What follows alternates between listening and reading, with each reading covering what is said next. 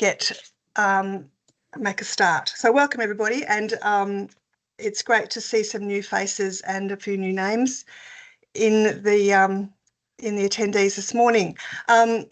Before we start, I would like to just pay my respect to the Muwinina people, the traditional and Aboriginal owners of the land we're meeting on here today, and to acknowledge today's Aboriginal community who are the custodians of this land. And I'll also just mention that we are recording the meeting for, there's a few people who couldn't attend in this time slot. So just to let you know, we are recording the meeting. And I will hand over to our CEO, John Stubley, who's just going to say a few words about the foundation to start us off. Thanks, John. Thanks, Julie. Good morning, everyone, and thank you for showing your interest in finding out a bit more about the research that we fund. I'm the interim CEO of Royal Hobart Hospital Research Foundation. I'm filling in for 7 months while Steph Furler is on maternity leave. So I'm here for another 3 months. So I'll be here through most of the process of this grant round. So for those who don't know, the Royal Hobart Hospital Research Foundation funds and facilitates medical research to improve health outcomes for Tasmanians. So an important focus on the Tasmanian aspect of what we do. We are an independent incorporated association, so we operate as a standalone organisation with a voluntary board, with a mixed skill set on the board, so a skills-based board. We also have our Scientific Research Advisory Committee that oversees the grant program. So all applications that come to us for grants, be it incubator grants, project grants or major grants, which Julie will talk you through in a while, that committee is made up of appropriately highly qualified medical professionals. In other words, you're not relying on me to make a decision as to whether a particular research grant has merit, though we do have input in the process. So we run a once-a-year annual grant program. We have board approval this year to fund in the vicinity of $600,000 worth of grants. That's not a fixed number. The board is open to funding more where the SRAC committee, as we call it, Science Research and Advisory Committee, recommend any particular project that they believe has merit. So if there's more than $600,000 worth of research funding sought, and it's the view of that committee that all of that funding warrants supporting financially, then they do have the ability to fund more than that. So it's not a firm cap, if you like. All the grants applications are peer reviewed by the SRAC committee, as I said, and there are a guiding set of principles and priorities, which Julie will talk you through in a moment. And grants are awarded on merit. So it's I guess not a guarantee that a proposal will be funded, but it also, on the flip side, is hopefully we will be able to fund all good proposals that have merit. So I'll hand over to Julie to talk through a bit more of the detail. Great. Thank you very much, John. So I'm basically going to cover off on the 3 categories of grant that we're offering this year, and some of the more salient points of the guidelines that you need to be aware of. Obviously, the guidelines in full are available on our website page. So I'm just going to pull out a few details that we particularly want you to be aware of. If you do have any questions along the way, maybe just pop them in the chat or raise a hand and we'll cover off on them at the end of the session. Hopefully I might actually answer some of those questions as we move through.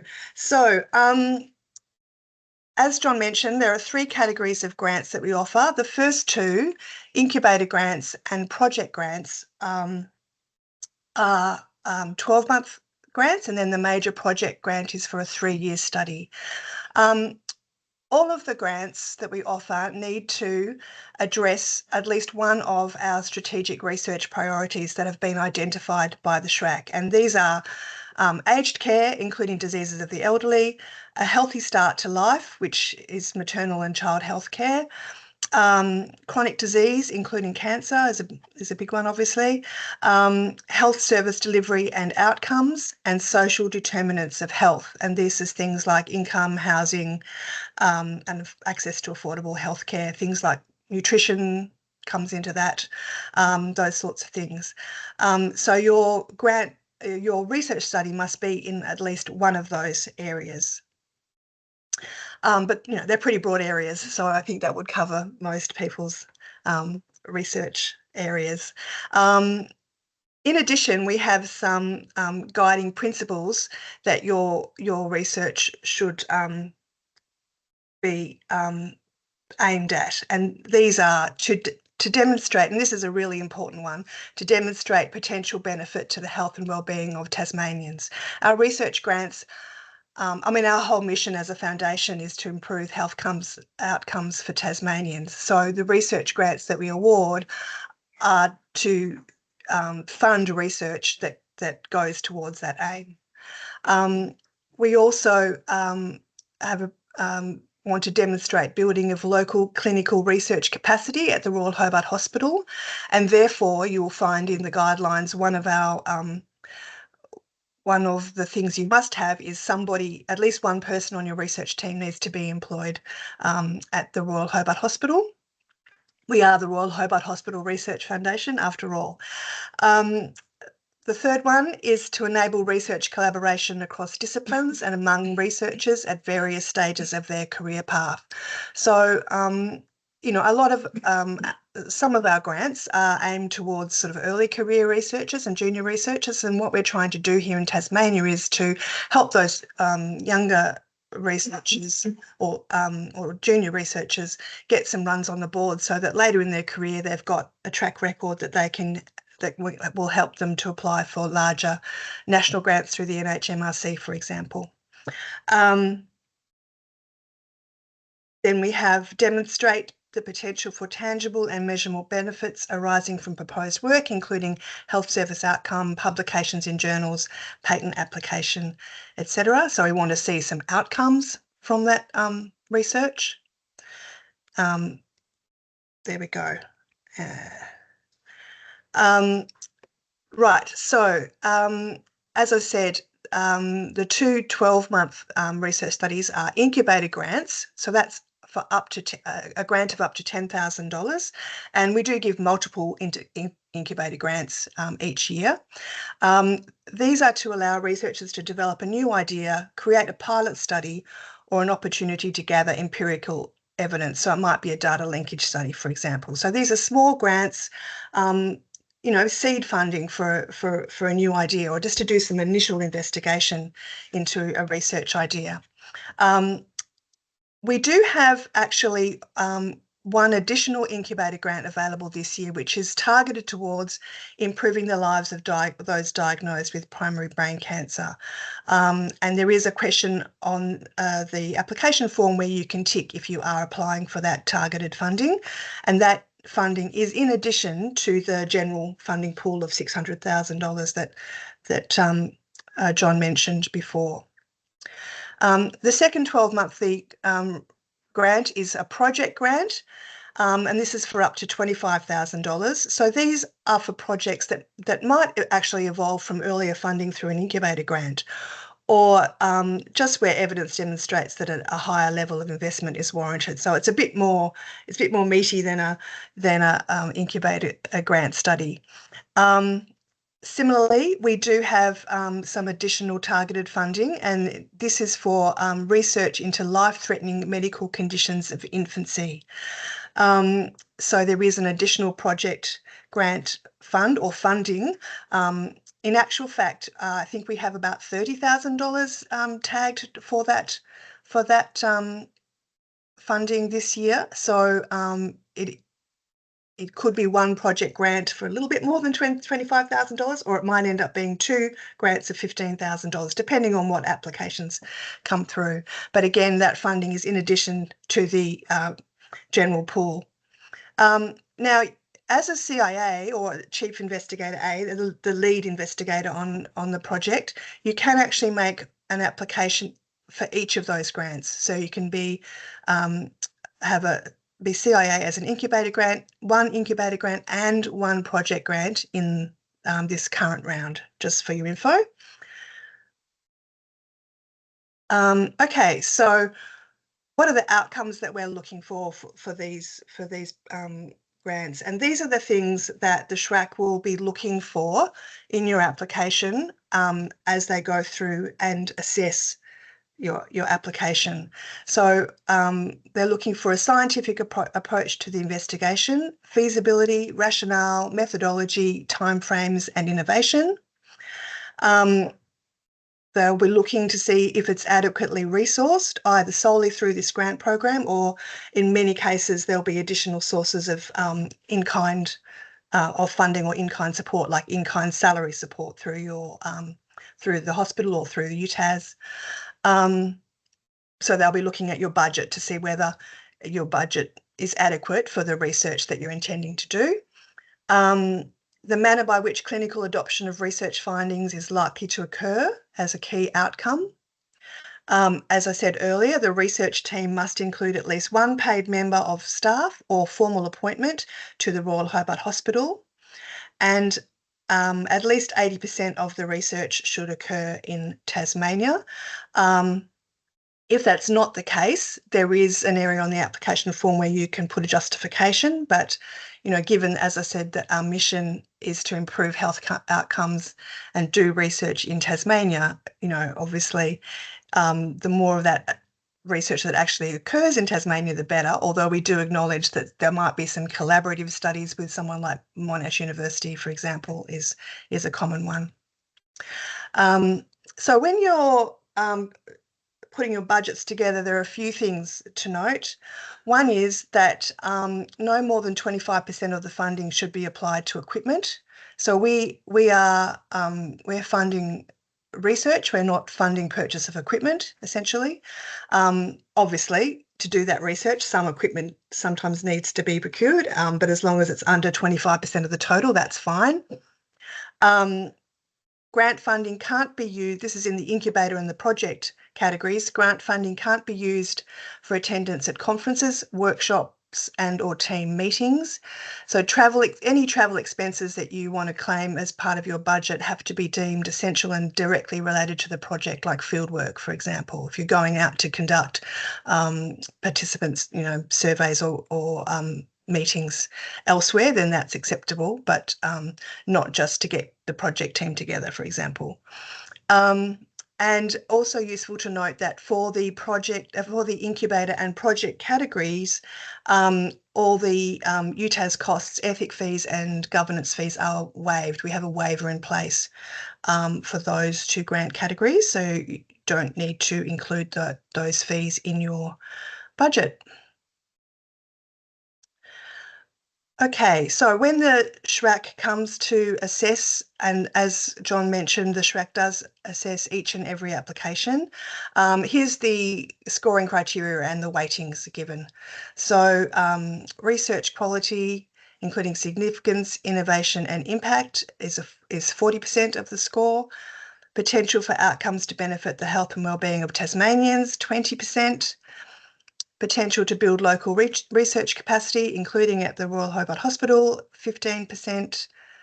Team composition, including feasibility and capacity, 15%, and 10% weighting is given to the budget. So as you all know, applications are open now and close on Friday, the 12th of July. Now, I will go into this in a little bit more detail when I show you a slide of the application platform, but as you're probably already aware, the applications must have certified support from your nominated institution. So if you're a UTAS researcher, from UTAS, if you're a Royal Hobart Hospital clinician, from the hospital. So you have to have your application signed off or endorsed by the relevant delegated authority.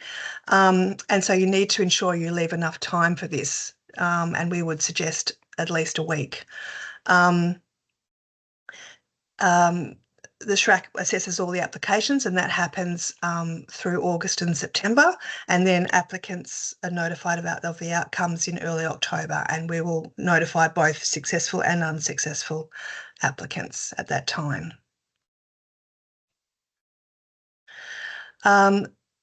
So just moving on to the third category of grants, which is the major project grant, and this is up to $450,000 over 3 years.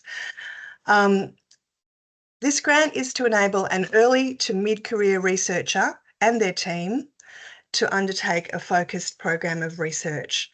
So it is definitely, there's an eligibility criteria here that you must be early to mid-career, and that is defined as less than 8 years postdoc. And the team that's you've put together is also important in this case. And the SHRAC do look at who is on the team for this grant, even though the grant is being given to the CIA in the first instance. Because part of the aim of this grant is to foster collaboration across disciplines and among researchers at various stages of their careers. We want to encourage the team to engage with other established research groups, centres and commercial bodies to deliver a high quality study. And for this category, it's a 2-stage application process. So there's an initial expression of interest, and that's what's closing on the 12th of July. And then the SHRAC will do an initial assessment of those EOIs, select the top few, and those will be invited to submit a full application. The outcomes for the major grant that they're looking for are in fact similar to the project and incubator that I mentioned previously. Once again, you must have at least one member of staff or formal appointment to the RHH on your team.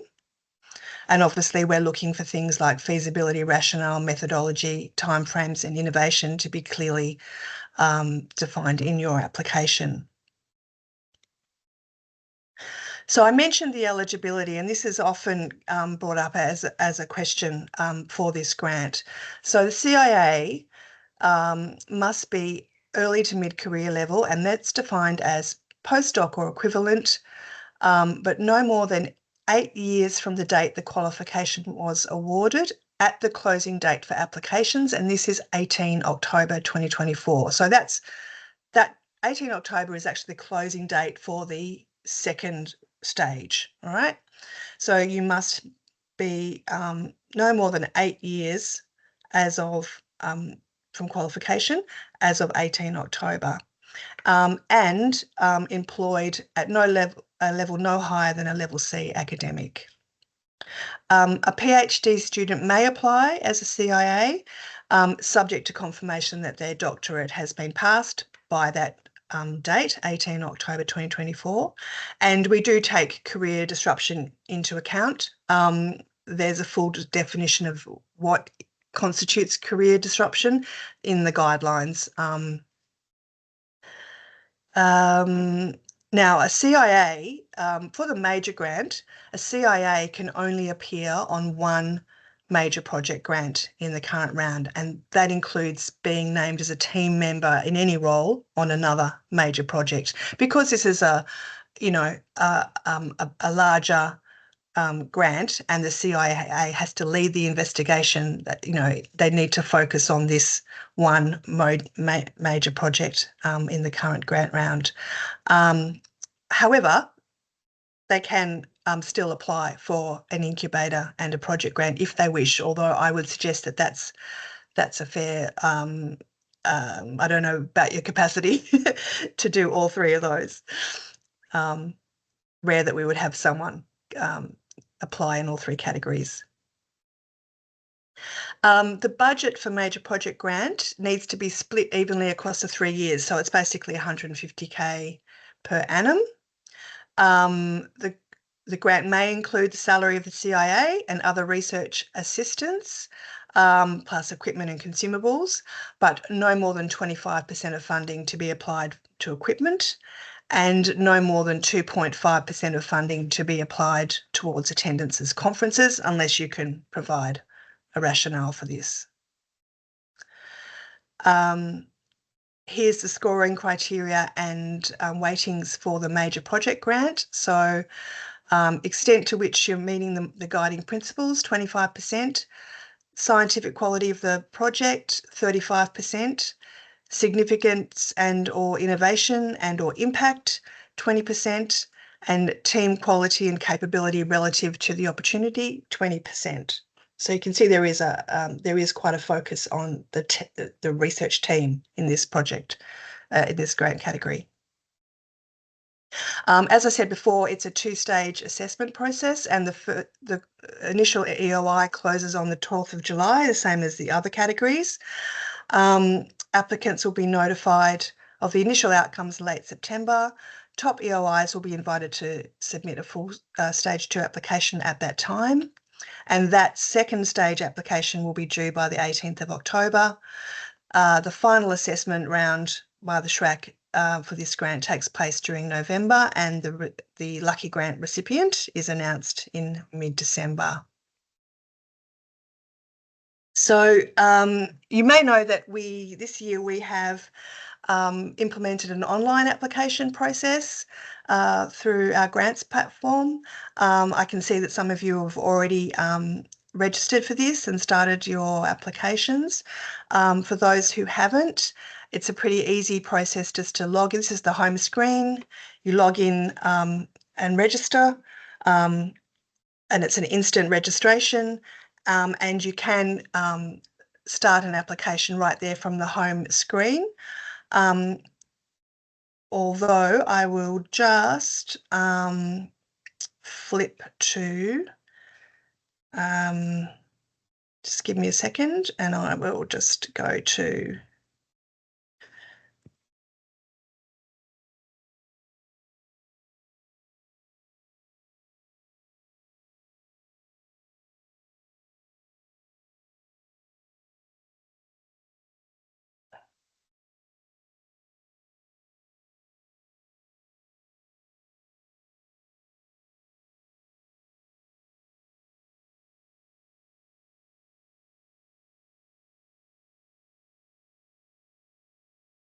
so this is the grants, the online platform, and if you go up here to the black apply tab, you can see this is where you can also start an application. If you've started an application, it will be listed in this list here. So here's one that I've done as a test, just to show you, for those who haven't done this already, what the application form looks like. It's basically a series of tabs. You must complete these first 2 tabs, start here, and a quick eligibility check before you can continue with the rest of the form. So if you're trying to complete the form and it's not working, that's the most likely scenario. But I did just want to come in here just to focus on the workflow for approval for just a second. There are kind of 3 steps to this. You complete your application form and submit the form.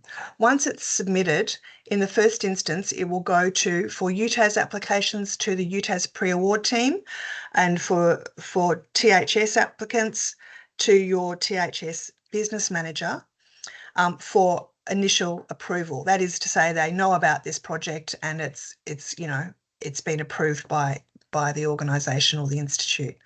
In the project summary tab, there is a field here for the pre-award admin contact. So the name and particularly the email address that you put in this field, this is what defines where your application will go to for that initial approval, okay? So that's an important email address to get right, and I have indicated for UTAS applicants to use this research.chm email address. For THS applicants, this will be your THS business manager, okay? Once your application has been approved by either THS or UTAS pre-award, then it will automatically go to the head of school or head of department for endorsement. this is the final tab here, certification. And at the point where you're completing your application, you need to know who it's going to be sent to. So if you don't know, please ask either your THS business manager or UTAS pre-award, and they can give you the name of the correct person. For example, if it's a Menzies, if you're a Menzies researcher, it's likely to be Tracy Dixon. So here I've put Professor Tracy Dixon, and in a real application, this would be Tracy Dixon's email address in this field here. And then, as I said, once the initial approval has happened, it will go automatically to that head of school for certification. They'll endorse it, and then it comes to the foundation for consideration. Okay, so all of that has to happen by the 12th of July. So important to know that. Okay.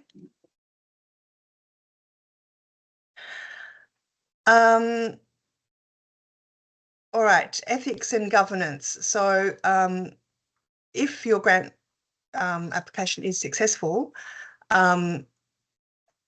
studies that do require, and this will be most of them, I guess, ethics approval and or governance approval, you need to try and commence those processes as soon as possible. And we do have Sarah Franz and Barbara from the Research Ethics and Governance unit of the Department of Health here today, and they're going to do a little prezzo for you after this. But basically, important to know that we can only release the grant funds once we have ethics approval or evidence of ethics approval, and that needs to happen by the 31st of March 2025. And we would recommend that you start your governance applications as soon as possible. Here's the web address and email, phone number. If you've got any further inquiries, please feel free to reach out if you do have any queries. Okay, so that's all I had. I'll just quickly see if anyone has any questions. And then I'll hand over to Sarah and Barbara. So someone's asked, can the nominated clinical researcher on the research team be on multiple applications in the one round? Yes, they can be, for example, CIA on an incubator or project grant, and they can be in another role on another project.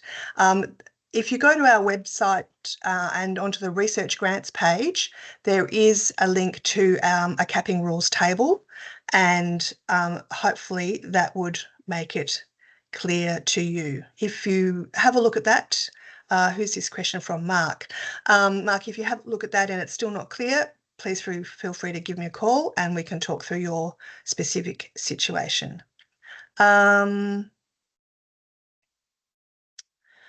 Somebody's asking about purchasing equipment. You can certainly include equipment in your budget, but as long as it's not more than 25% of the total funding. And for major project applications, ethics and governance fees are to be included. They are only waived for the smaller grant categories of 10,000 and 25,000. Okay. Jo Marie's asking, is it acceptable to use, is it acceptable to use the research fund to compensate participants for their time? And if so, are there specific guidelines about that? Yes, certainly acceptable to pay a small amount for people to come to, participants to come to a project meeting or something, or for their, sign-up fee or whatever you like to call it. There's no specific guideline. I think it's just a common sense. It's just sort of looked at by the SHRAC as, is it a reasonable, is what you're asking for reasonable in your budget? So if you need more information than that, Jo Marie, I'm happy to kind of inquire with the SHRAC committee members directly for you. Okay, cool. So I think probably on that point, it's fair to say we wouldn't want to stifle innovative research by being too prescriptive. So, other than the areas where Julie's outlined as to the limits of how much money can be spent on research and so on, I'd like to think we would be able to look at each application on its own merits as to how the funds need to be applied. yeah, sure. Okay. Well, Sarah, I might hand over to you then, if you like, or to Barbara, whichever of you Julie, would like to go first. I think there's a few more late questions have come in there. Oh, sorry. Yes, so quickly, Seamus, for a project grant, is there a deadline to spend the funds given that THS governance approval can take a significant amount of time? Well, yes, there is, for the 12-month grants, the completion date is 31 December 2025. And that's exactly why we suggest that you get your ethics and governance applications going early, or as early as possible. If something happens along the way that the approval becomes more complex and there are, various rounds of amendments and things that are requested from you, then it's not out of the ordinary to request an extension of time, but that has to be approved by the SHRAC and it's done on a case-by-case basis.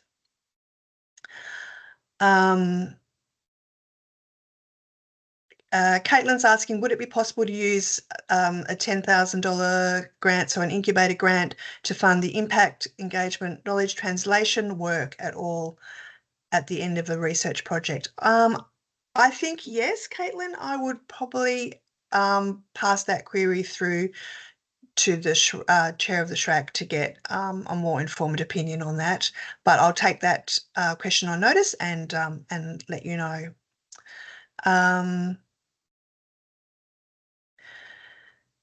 And Andrew's asking, can we provide more information on how the team is assessed in the major project grant? Is it just about the capacity to achieve the project outcomes, or other things like cross-institution?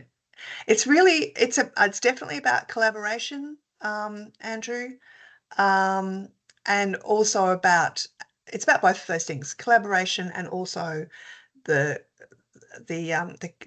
capacity of the team members, and certainly, they look at each member's track record, for example, to see how that team, if the project, in their opinion, is suitably resourced with team members, and things like how much time each team member is committing to the project over the 3 years.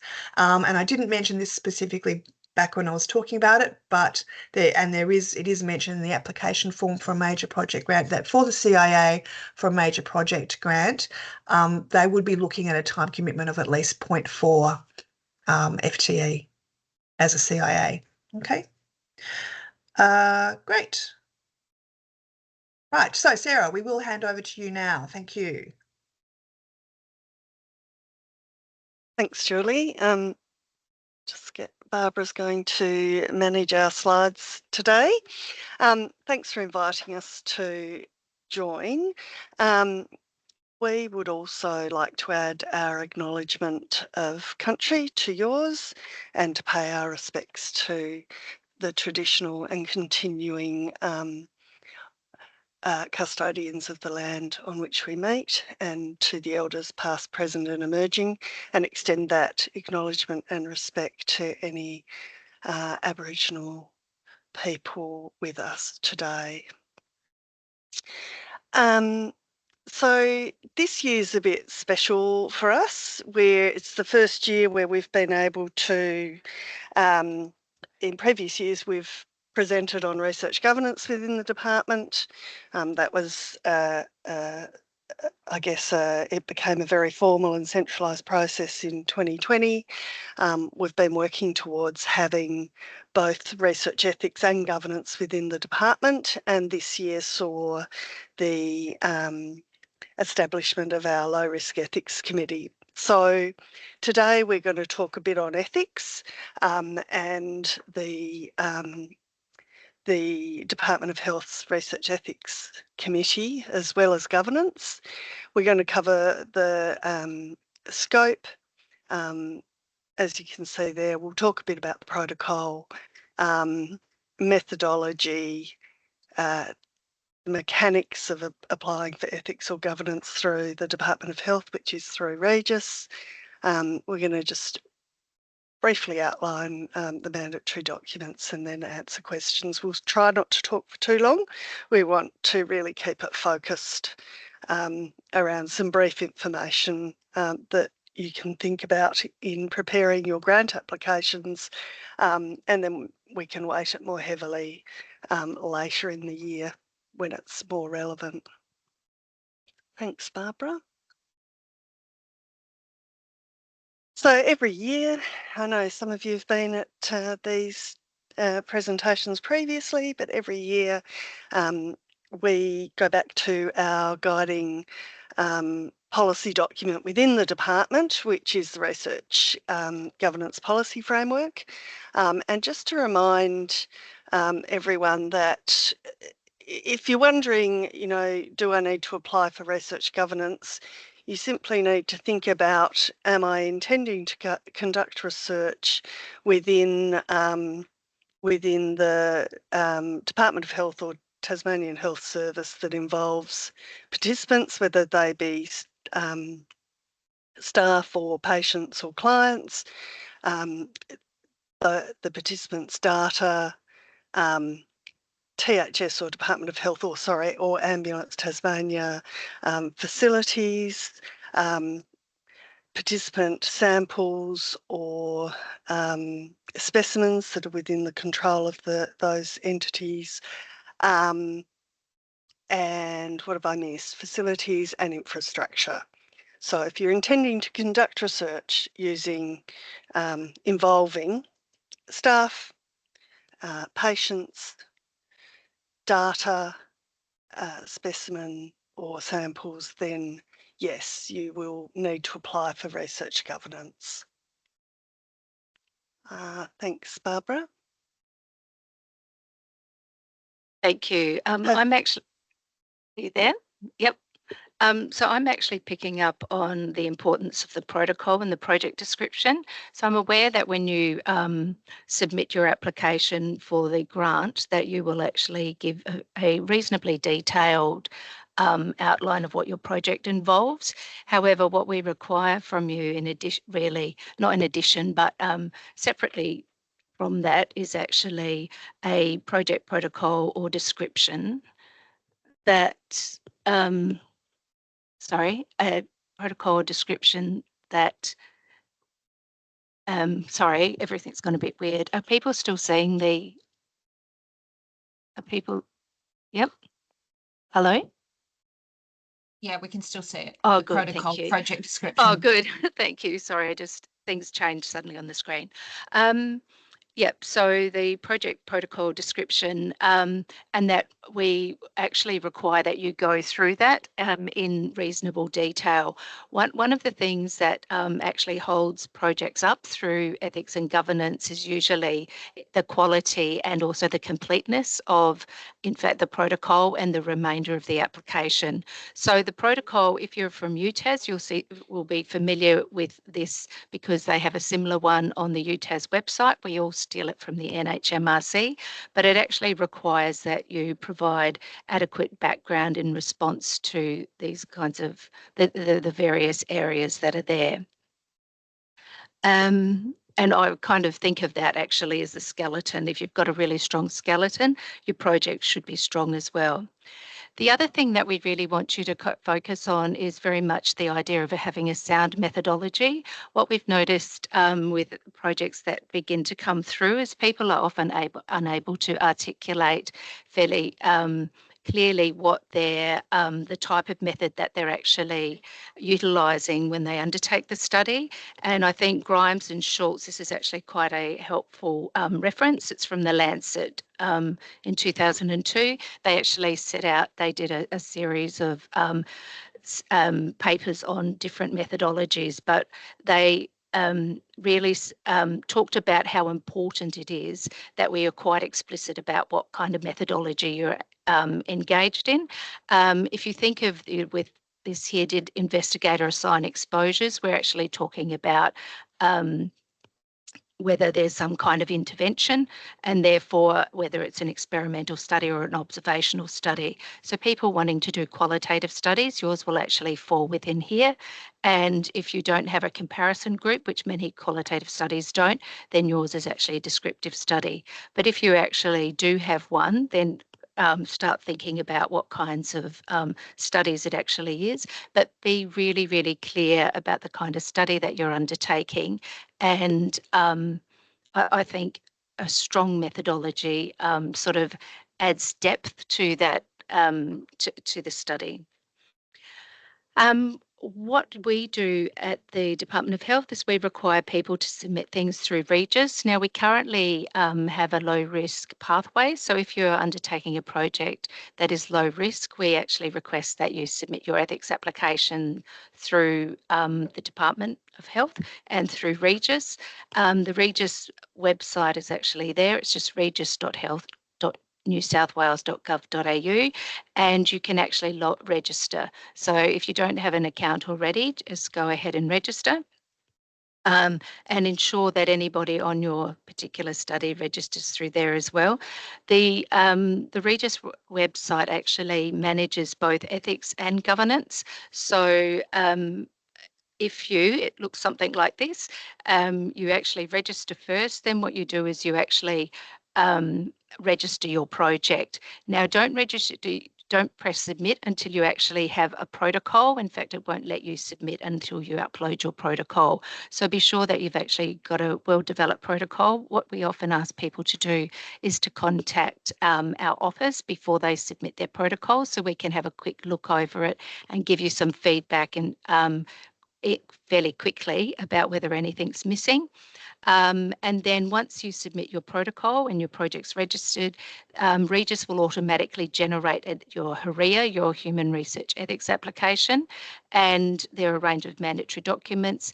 The HREA in Regis is fairly similar to the one that some of you would be familiar with ERM through UTAS, but basically the HREA is the same across Australia. It comes from the NHMRC. Once you submit your ethics application, and again, we ask that what you do is let us know beforehand that you're about to submit it, and what we can do is go with you over the ethics application and identify any of those areas where we think the reviewers are likely to ask questions. And once you submit that, it actually, Regis will generate the site-specific application. And again, there are some mandatory documents that are required for that. So the entire process, if you go through Regis, and at the moment it's only low risk, we don't have a high risk pathway. If you want to undertaking a project that is high risk, you'll still need to submit your application through UTAS. But you will still register your project. But when you register your project, you'll actually say that you're seeking ethics outside of the Regis system. And so what that will do is automatically bounce you to the governance site. So, Sarah? Thanks, Barbara. Sorry about the, I don't know what happened with the camera, but I had to log off and log back on. So that was what was going on. We do, I feel like this is a lot of information in a very short amount of time, but we do get a lot of questions around what is required for for both ethics and governance purposes. And we have developed a mandatory documents checklist, which is in real life, it's in font that you can read, not this, which is absolutely incomprehensible to my eyes. But it's divided into ethics documents and governance documents, ethics pink, governance blue. It's currently available on the THS intranet, but it does give you guidance. The green bar at the top indicates particular types of studies. So, and so, you know, which documents apply when, and the kind of the retrospective cohort study involving de-identified data would be, you know, the one with the 2 blue documents and 4 pink documents associated with them. Anyway, it's the point of this is to say that there is quite a bit of guidance. The other thing to bear in mind with governance applications is it is the THS site, either the CPI, if it's a THS sponsored project, or if it's a collaborative project with an external party as the sponsor and CPI, but there will always be a THS site PI who has responsibility for the project being undertaken at site, who will have access to all of our documents. So at the moment, there are a range of resources. The mandatory documents checklist is on the intranet. The intranet is fully up and running, so that's where the THS site PI has access. Our internet, we've been in a queue for quite a while, but I think it's about to go live, so that will be a benefit to external researchers, because a lot of resources that are currently only on the intranet will then be available on the internet. So they're 2 of the resources, but also the Regis website. It has a lot of resources for using Regis, but because they're actually about ethics and governance, and because our ethics and governance are based on the national statement, national standards and national practices, the information on the Regis website is very similar to the information that we would provide directly from Tasmania. So it's a good resource as well. Barbara, a quick note on the process? Yep, very quick note. So what we've done is we've actually put together, for those of you who are thinking about how long does this actually take, what we've got here is this is the processes that we're actually trying to keep to within our own office, and it's actually for ethics review of low risk projects at the moment. As I said, we actually aim to be a front-loading office, which means talk to us up front. We'd rather kind of have the discussion with you early and to assist you before you submit the application. Then we've got what we start as day 1 is when you actually submit the application, and on the website there will be some timelines for and dates for when you need to submit them, but it's either on a Wednesday or a Thursday, depending on which committee you submit to, and that actually becomes day 1. By day 2, you should actually receive an eligibility check. In other words, we'll be able to say whether your application is eligible for review. And you'll be sorry, the application. Sorry, Sarah, can you just? Yeah. Thanks. Can you just? It's all right. Mute. That's okay. Sorry. Sorry about that. So the application will actually be given to 3 reviewers. So even with low risk applications, we're actually getting them reviewed by at least 3 people. The application will then actually go to them. Comments are then received by day 7, and then the responses are actually processed and then sent to the researchers on that day. So if you're available between day 7 and day 10, what will happen is I'll hopefully guide you through that. We sort of suggest that what you try and do is respond to any requests for additional information or any changes actually by day 10, and then it will go to the ethics committee. Now, the other thing that's happening while this is happening is we're actually governance comes in around this stage as well, and they actually have a look at the application and then let you know what kind of governance documents are required, so you know straight up front. And you can, once you resubmit your ethics application, you can certainly get your governance application underway. And assuming that this all runs to time, the outcome of the review should be within 14 days. It would have been reviewed by a committee and by, as I said, 3 internal reviewers. And governance, if you've managed to submit governance during this time as well, they will seek to approve that. So we aim actually to have most applications for ethics and governance reviewed within between 15 to 21 days. But it does take a lot of working together with researchers and for people being able to respond quickly. Yep, thank you. Sarah, or the last one? Julie just asked us to mention in relation to the fees that you might anticipate. So our current fee schedule is as has been previously shared. So for major grants, presuming they're high risk, that would be 3,547 without GST, exclusive of GST. We have recently reviewed our fees, and we anticipate implementing a reduced fee for collaborative studies.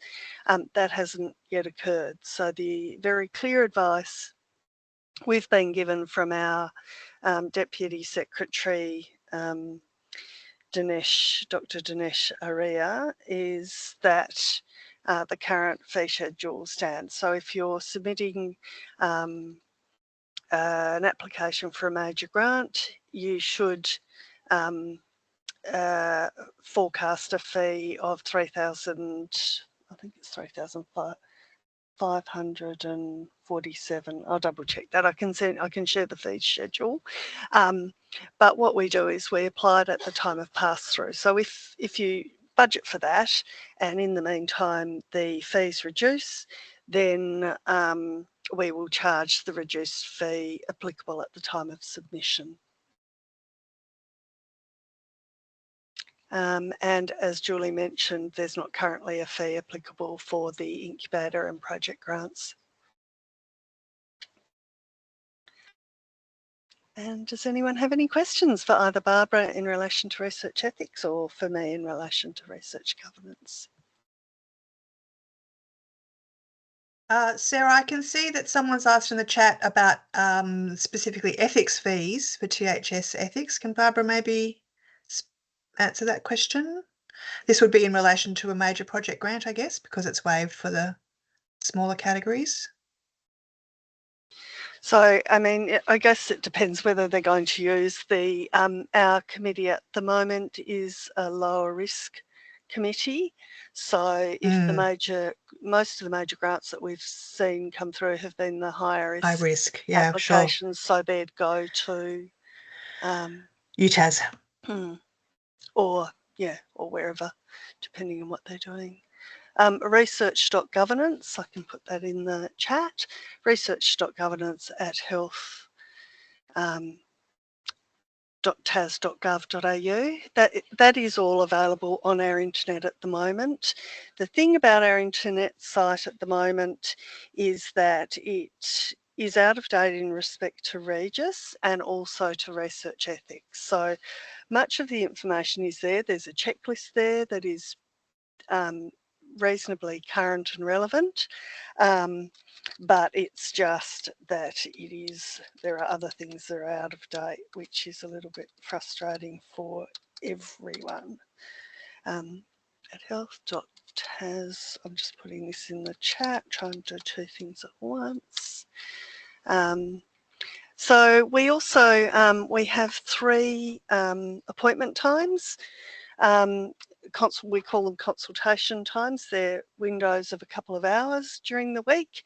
All the details are on our bounce back email at research.governance and also at research.ethics at health. And we really encourage people, once they've got some clarity around their protocol, before they submit to ethics or governance, to make a time for a consultation to go through the specifics of their project and whether there are any particular governance implications or ethics implications. And for example, we've seen some projects approved in the past where there have been some implications for the Guardianship Act. These are things that aren't within our control, but they do have, that we're a government agency, obviously. There are things we can and can't do. It's always good if, for instance, you've got substitute consent or you're working in an area where you may want to consent people who don't have capacity, then there are restrictions to that, and it's very much worth having a conversation first. Similarly, always good to have a conversation around the availability of data, of sensitive health information, what you're looking for, whether it's available, whether it's going to be identified, de-identified, etc., etc. It's always good to have a chat, so that what you don't find is that you've got your project approved through ethics, and then you get to governance and you say, well, what's happening? Why can't I do this? And there are at times reasons why what has been proposed and approved from an ethical point of view may pose a risk that the organisation, being the Department of Health or the THS, sorry, I've got a bit of a frog in my throat, that the risk might be unacceptable for this organisation. Hope that makes sense. And if I can just come in there and just also mention that, and so, Sarah, this is a bit without notice, but we've done it in past years, that once the successful grant recipients have been announced, what the foundation will do is run another one of these information sessions for the cohort of grant recipients, specifically on governance and ethics processes. If there are any more specific questions, that they can be answered at that time. Sort of once you've got the grant and you're going ahead, we can be a bit more specific in the question and answer session. We'll need to finish off shortly, but there is just one more question there. I'm wondering if the low risk ethics pathway was applicable for a major project application, can you tell us what fee would they have to apply in their budget for the ethics application? I think if at the moment you would use the low risk governance application as encompassing so that $3,500 fee that you mentioned earlier, that would encompasses the ethics. That's for a high risk. So our current fee schedule has a lower risk rate, and that would, in our current fee schedule, ethics would be included in that. Right. Yeah, so I'll send the schedule to you, Julie, which you're welcome to share. I'll send the mandatory documents that you're welcome to share, but that would be great. We prefer not to share documents that way generally, because if they change, you've got out of date information. Mind you, you'll probably be wanting the new information because the rates are likely to be reduced. But I'll share them now, but just bear in mind, as soon as the internet is updated, that will be your source for current information. Sure. And you said that you thought that might be happening soon? Yeah, that'd be great. We've been in the queue for quite a while, and I heard recently that we've advanced to the very front of the queue. Lovely. So yeah, we're hoping, but no one wants to say how long, because yes, understand. it's out of our control, basically. Fair enough. Yeah. Okie dokie. So it's 12 o'clock, so we better finish there. As I mentioned, this meeting's been recorded, so there'll be a link if you need to go back and review some of the information, or if you have any further questions, certainly give me a call on 6166 1320. I'm available Tuesday, Wednesday and Thursday, or if you email me, then I can obviously respond to your email as soon as I'm back the next day. So thanks very much for coming along, and we hope you found it useful, and best of luck with your applications. Thank you. Thanks, everyone. Thank you.